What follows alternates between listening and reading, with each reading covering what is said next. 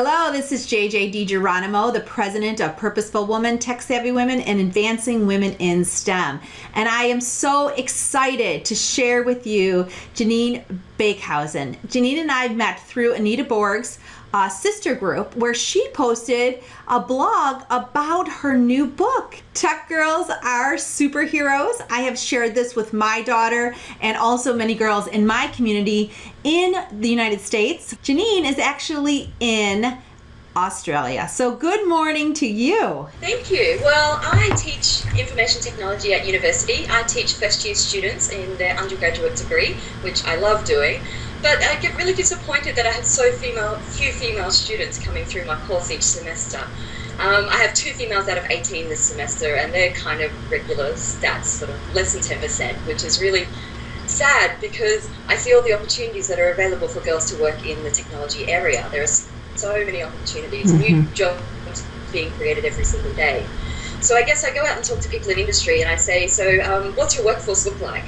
And I get comments that, again, we're lacking women, and there's lots and lots of research which talks about having diversity being a very good thing in terms of organisational decision making. So then my plan is, where do I go from here? So I go back to schools, and I feel that this is where we really have the opportunity to influence young girls. And I mean, not everyone is interested in a technology career, but I think at the moment girls just aren't considering it. It's just not on the table as part of their options. So what I'm trying to do with the book, so Tech Girls Are Superheroes, is to really try to inspire young girls to see technology in a different way and to see how important it is to all of our lives, and that there is a really great opportunity for us to be part of creating the future.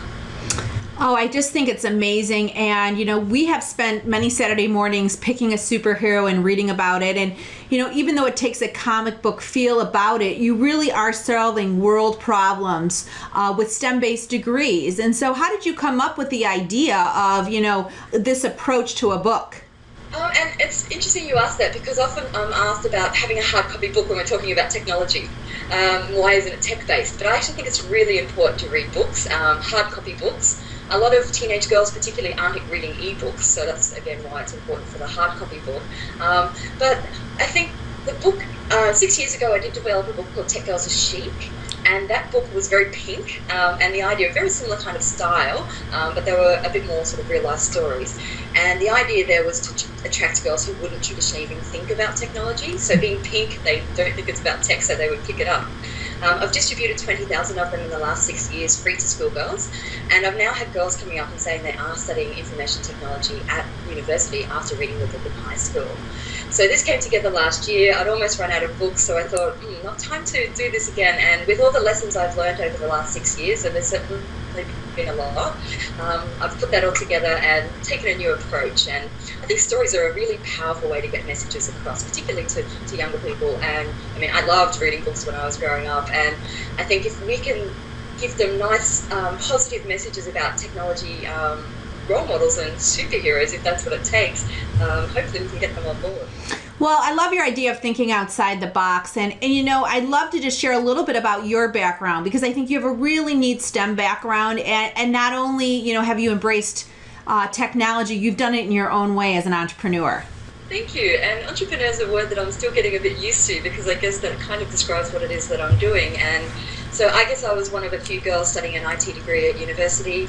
So after that, I felt that I wanted to get involved in trying to support some other women coming through. And at that time, I had a couple of female lecturers, Lisa von Helens and Sue Nielsen, who were particularly passionate about understanding why we didn't have more girls in our degrees. So we went to look, we started some research, and we've been looking for quite a long time now, probably more than a decade, to try to understand what it is, why girls aren't attracted, and why do women leave the industry.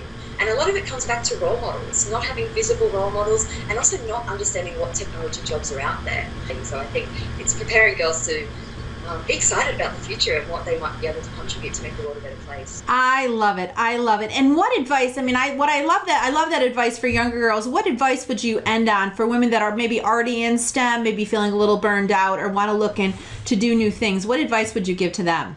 I think try to stick it out, as hard as that is.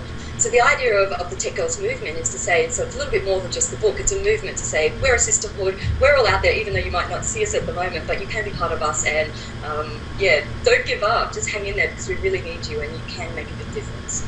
That is so great. I guess I do have one final question is, what have you learned about yourself through this whole process? Oh, that's an excellent question. I've certainly learned a lot. And I think the main thing is don't wait until everything's perfect to do something.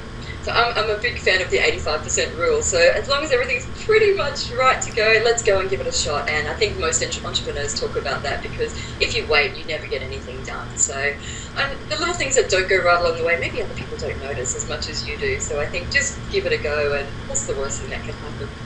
Oh, I love it. Well, thank you so much for joining us. This has been really a fabulous interview. And for this and more STEM Women interviews, please visit our YouTube channel, STEM for Women.